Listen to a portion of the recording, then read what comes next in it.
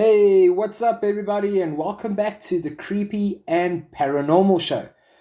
Hell, it has been like a absolute nightmare trying to get back on the mic. I think it's been now a month that I haven't been able to record an episode. I got sick 2 different occasions. My little daughter got sick on 2 different occasions, and then she had her first birthday party this past weekend. So building up in the last week, it was getting everything ready for her party, the party packs, and getting the house set up. So it's just been really, really busy, but I'm so stoked that I am able to record an episode today. Episode today. Yeah, guys, I've really missed it, and I hope you've missed the shows, but you know what? No more missing. You know what time it is.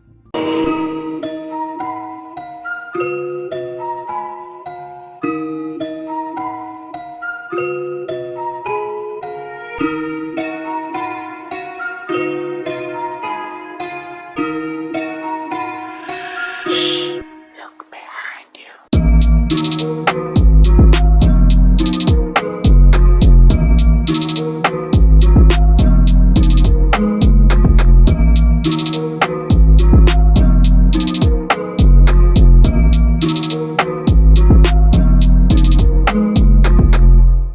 Right, so, just jumping straight back into it, today we're going to be looking at a unsolved murder case.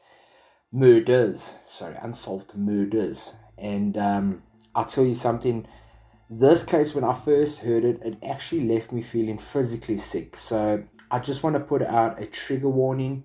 If you are affected or quite sensitive to the painful hurt of murder when it comes to children or just, women in general, this show is not going to be for you. It's going to be really difficult to listen to.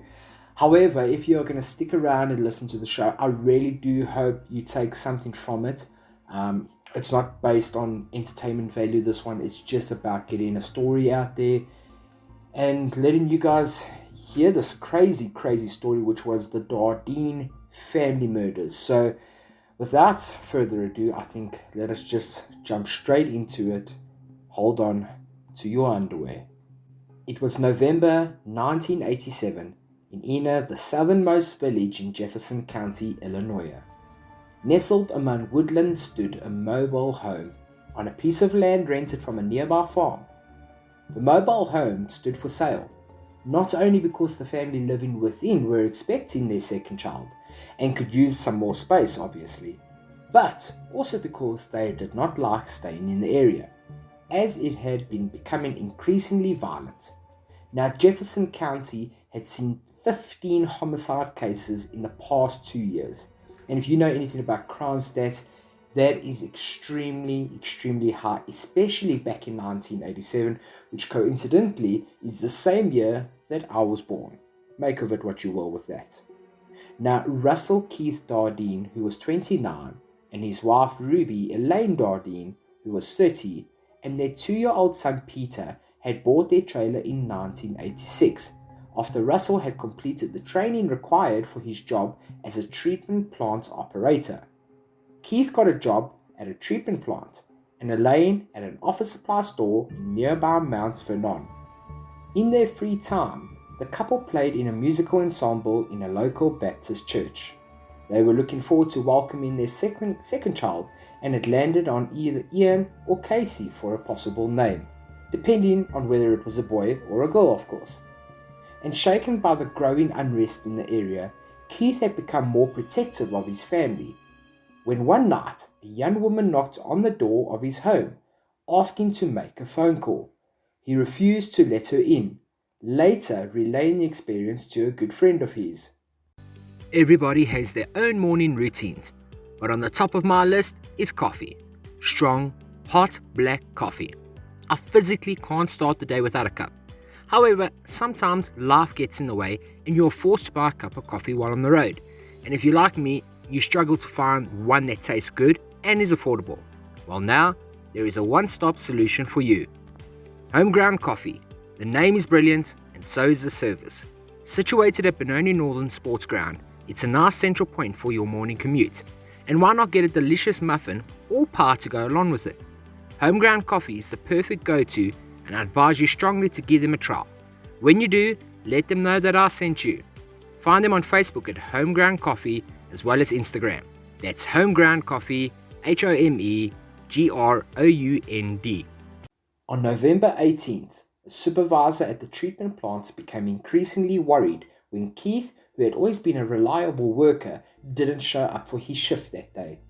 He had not informed anyone of his absence, and calls to the Dardeen home went unanswered all day. Keith's supervisor even went so far as to call Keith's parents, but neither of them knew what had happened to their son either. Concerned by the supervisor's phone call, Keith's parents contacted the sheriff's office and agreed to drive to Eno with their house key to meet the deputies there. Now, what they found within the Dardeen's mobile home was far worse than anyone had been ready for, and would scar them for all the years to come. Lying together in the middle home's bed were the badly beaten bodies of Elaine, little Peter, and even the newborn baby. Elaine and Peter had been bound and gagged with duct tape, both beaten so severely that Elaine had gone into early labor and had given birth to a little baby girl. Their attackers had shown no mercy and had even beaten the newborn to death as well. That for me is what really caught me off guard. I have a little girl, well, she's 1 year old now, and to me she'll always be, precious and volatile, and you just want to protect them. And I can't even imagine a newborn being beaten like that to death. What goes through a person's mind to do something so horrific is truly terrifying, and I think that speaks volumes of the killer or / killers in this case. Now, both Elaine and Peter's skulls had been fractured from a beating, and they were actually beaten with a baseball bat that had been a birthday gift from Keith to Peter earlier that year. Keith, however, was nowhere to be found. Neither was the family's car. Not a hint of his whereabouts were found in the early hours of the investigation, and police assumed that Keith had killed his family and ran. So a team was quickly assigned to search for Keith, but as quickly as they had been assigned, so quickly the team disbanded again. When the following day, Keith's body was discovered by some hunters located in a wheat field not far from the family's home. He had been shot 3 times in his head, in the right side of his face and in the left cheek. His penis had also been cut off. Today's sponsor is called Invoice Cloud. Now, this is really awesome if you're an entrepreneur, small business owner, or even a freelancer. You know how difficult it is to manage and then create those invoices for your customers. But with Invoice Cloud, you have everything you need to create simple, professional estimates on the fly. It's easy to use and understand, and getting rid of all the nonsense so you can have more time to do what matters most, which is to grow your business. Invoice Cloud allows you to add your company details, logo, customer information, as well as products, making it a breeze to send estimates to your clients anytime, anywhere. Now, if you want to start your free 7-day trial and get invoicing in just under 5 minutes, all you need to do is head over to invoicecloud.co.za and boom, you are sorted. That's invoicecloud.co.za. The family's car was located shortly after, outside of a police station some 11 miles away from the family home. The inside splattered with blood. Police concluded that Keith had been killed inside the car. While autopsies could not conclusively say the order in which the family had been killed, one thing was certain: they were all killed within the same 2-hour time span. Fear in the already on-edge area grew even stronger as the news of this violent murder spread. Security systems and guns both saw a rise in sales, and the once welcoming locals now made sure to check twice if their doors were locked at night. It is therefore no wonder that local law enforcement responded with force, and a total of 30 full-time investigators were put on the Dardeen case. Now, despite interviewing 100 people, yet not finding any leads, investigators were set on finding the motive behind the gruesome murders. And one by one, investigators eliminated possible motives. There had been no sign of forced entry, and not only a VCR and portable camera had been in plain sight, cash and jewelry had been up for grabs in just the next room. Now, as far as the police could see, nothing had been taken from the home. Police turned to a possible sexual motive due to Keith's mutilation, but that too was soon dismissed. Neither had they found any evidence of an extramarital affair involving either of the couple, nor could they find anyone who had a grudge against them. They ruled out any debts, any problems, any disagreements the couple might have had, and slowly the well of possible motives started to dry up. Police did find a small bag of marijuana in the trailer, too small to indicate that either of the couple had been dealing, so that angle too was quickly discarded. Eventually, rumors of a satanic cult ritual started floating around the little town because of how the brutal murders had been, but police had not found any kind of satanic symbols and dismissed these rumors very quickly. Furthermore, police were convinced that the couple had been chosen deliberately and that the murders had been very personal. Desperate to not let her son's case go cold, Keith's mother, Joanne, collected over 3,000 signatures in an attempt to get the case featured on the Oprah Winfrey Show. But the producers turned her down, stating that the murders were too brutal for daytime television. America's Most Wanted initially had a similar reaction, but in 1997, they agreed to dedicate a segment to the Dardeen case, hoping to generate new leads on the horrific murders. This effort, however, turned out to be in vain, as no new leads were discovered following the airing of the episode. In the year 2000, there suddenly came new life into the case when serial killer Tommy Lynn Sells had confessed to the Dardeen case, as well as many more murders, following his arrest for the murders of 2 young girls in Texas. While Sells could be conclusively linked to 22 murders, he could not be linked to the Dardeen family. And not only were several details of his statements wrong, like Elaine's position on the bed, his supposed story of running Keith into a pool hall and being invited back to their home for a 3-way with Elaine did not at all fit the very protective Keith that everybody knew. The details that Sells did get right had all been public knowledge and were things that he could have easily picked up watching the news. Sells was eventually put to death in the year 2014.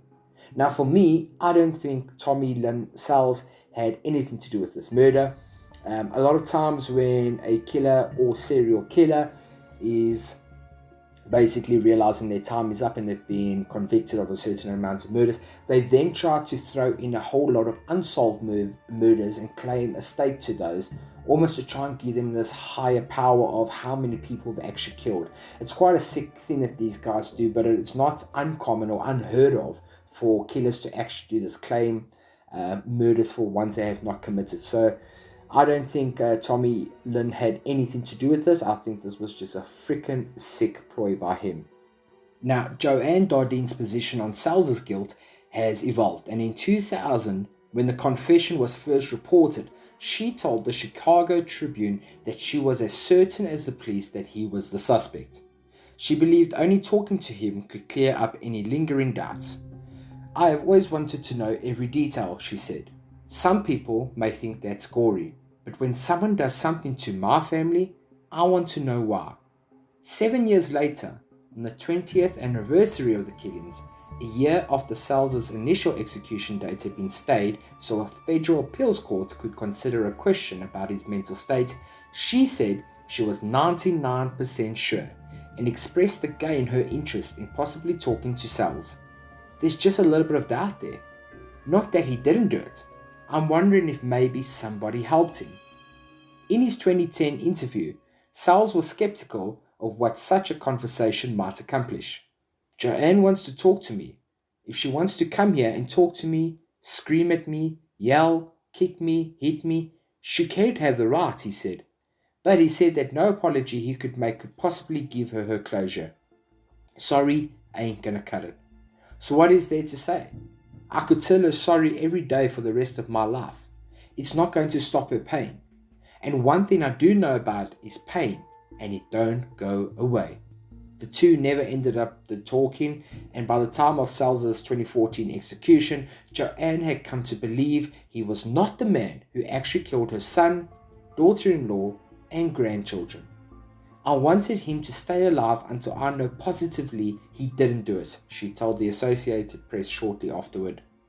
The things he said do not match up with what I know about Keith, she told Pat Gowan, who was at the Post-Dispatch reporter and who basically originally covered the case in 1987. A lot of people think it's done and over with, but to me, it's not. And today, some 34 years plus later, the case is still unsolved, and any semblance of a motive is still missing. Keith's mother has suggested several possible motives over the years, ranging from the idea that someone was forcing Keith to sell drugs, to Elaine having a possible stalker, or it being someone from her past, or perhaps even someone she rejected. Keith's friend, the one who he had told about the young woman knocking on his door looking to make a phone call, wondered if perhaps that woman could somehow have been involved. Police appear to either still be in the dark about a motive or haven't publicly shared if they do have something or know of someone. But either way, it seems unlikely that this case will ever be solved, probably anytime soon or, ever actually. If we are to look at the case, there is so much missing information in terms of possible suspects, or like we just mentioned, the motive. Motive is a big one in this case because it just doesn't make sense to say that, all right, Keith was involved in drugs. Number one, he had a little bag of marijuana. And yes, I know back in 1987, marijuana was probably more frowned upon than it is today. That doesn't convince me enough to say he was a drug dealer of some sort. Secondly, for Salz to say that he got invited back for a threesome, I don't buy that either. I'm trying to think, like, how many months pregnant was his wife? That just doesn't tie up with the kind of people they were. And I know they say you can't judge people, you don't know what happens behind closed doors and all that kind of stuff. Everyone that knows them just says that they are not that kind of people. Now, was it just a random person that rocked up at the house and decided to murder them? If so, that person has got to be the most cold-hearted, gutless person in the world. Not to only murder the family and the little child, but to kill the newborn baby that had come out of the mother due to the stress from them beating the mother to death. I do not think there is any excuse in this world, and I know a lot of people's views are different on the death penalty, but in this case, had they had found the murderer for this, or murderers, absolutely the death penalty would probably be the best kind of justice. I know a lot of people would say them staying alive for the rest of their life would be more tortured for them, but sometimes no. Sometimes killers just have no remorse, and they can live the rest of their life without ever having remorse for the murders they just committed. So sometimes just putting the family that's left behind out of the misery of knowing that the sick bastard is still alive and just killing them sometimes is the better option.